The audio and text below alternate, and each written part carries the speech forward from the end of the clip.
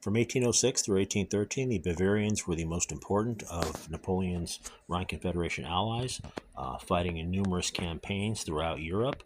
However, after the disastrous Russian campaign of 1812 and their extensive losses, the Bavarians defected in 1813 to join the Allies. Prior to that, they were a valuable source of soldiers for Napoleon's campaigns. All right, as part of my showcasing of my collection of Napoleonic armies for Volley and Bayonet, 15 millimeter, here is the 7th Corps of Napoleon's Army of Germany for the 1809 campaign. Basically, the Bavarian Field Army at the time that was committed to the campaign, and this designated as the 7th Corps of Napoleon's Army of Germany again was commanded by the French General VII. It was a corps made entirely, exclusively of Bavarian troops, except for the Corps Artillery Battalion, which was a battalion of heavy guns that was supplied by the French and directly under the command of the corps commander. Could be utilized anywhere as needed in the campaign to support the corps. And moving along, we have 3 divisions. Each division of Bavarian troops had no usual order of battle for this 1809 campaign, in as much as there were 2 brigades of Bavarian infantry and 1 brigade of cavalry assigned to each of the 3 divisions.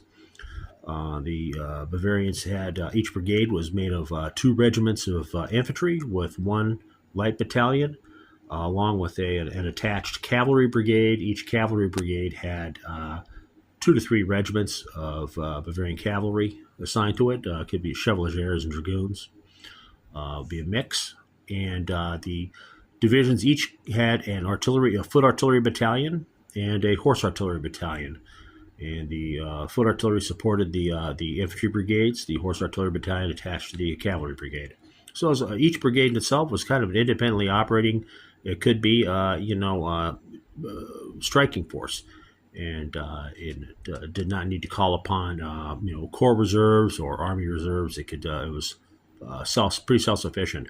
One division of Bavarians was actually sent into the Tyrol to suppress the Tyrolean uprising, the Tyrolean revolt, and that was supported by the Austrian General Chasteller.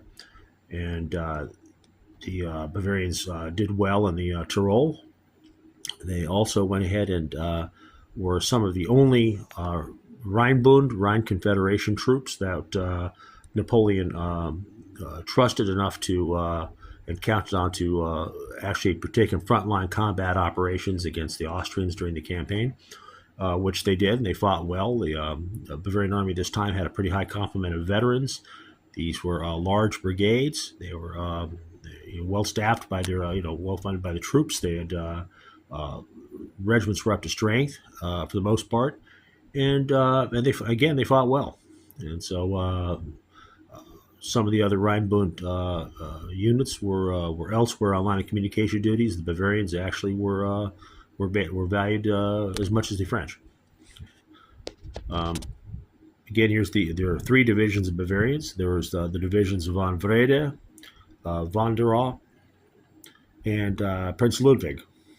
And as you can see, each of these divisions had the same order of battle.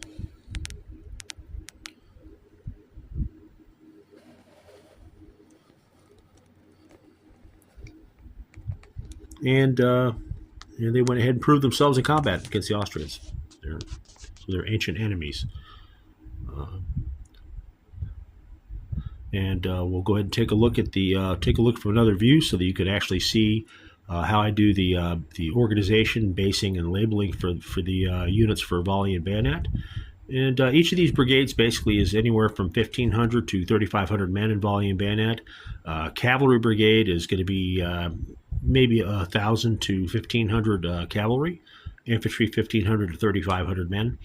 An artillery stand represents anywhere from a battery of guns to a large battalion of artillery of different calibers.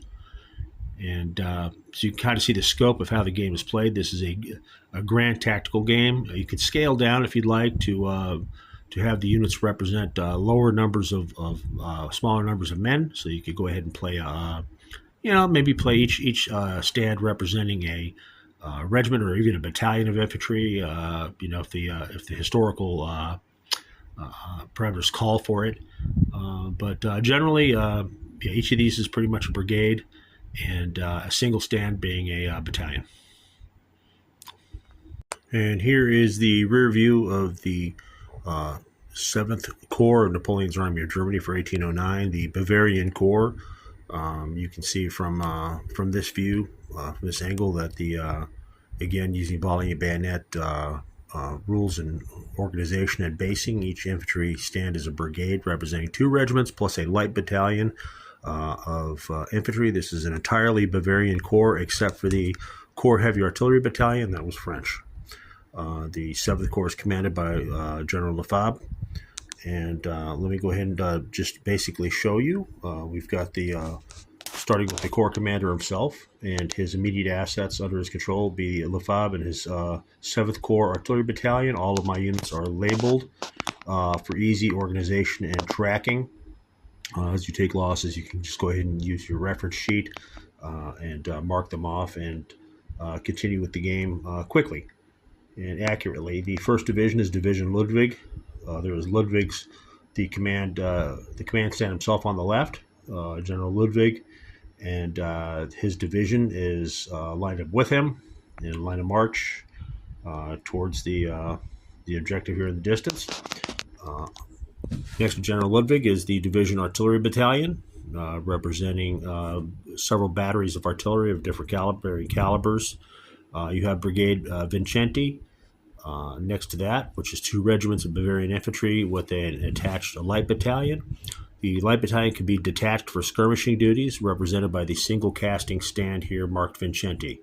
That can be detached along with the 1 strength point from that brigade, if desired by the player to go ahead and utilize him for skirmishing.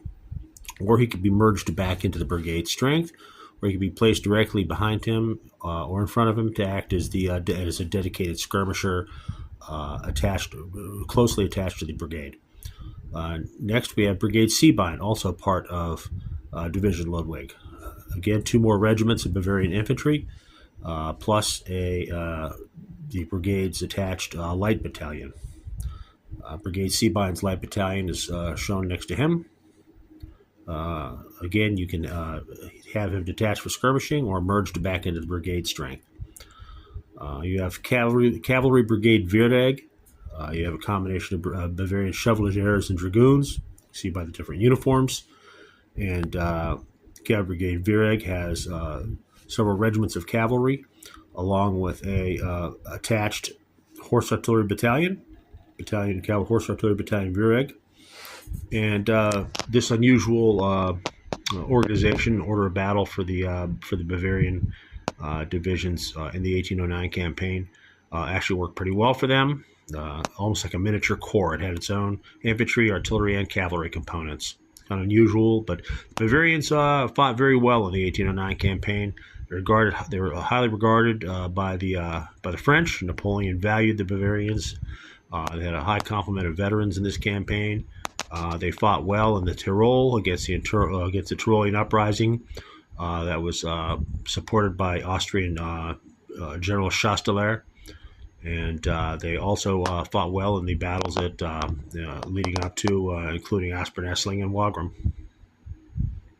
Actually, I don't think they were Aspern-Essling, but they fought well. Again, the next division is von Wrede. Von Wrede's artillery battalion, Division Artillery Battalion, is next to him, along with the brigades Manuzzi and Beckers of, again, 2 regiments each of Bavarian infantry, along with light battalions.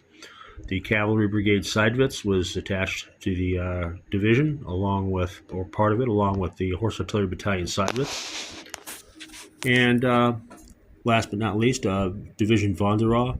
Von der Rohe's foot artillery battalion, supporting the brigades of Rechberg and Stengel. And Rechberg and Stengel's brigades, again, 2 regiments each of Bavarian infantry, along with light battalions. And Cavalry Brigade Preysing, and Horse Artillery Battalion Preysing.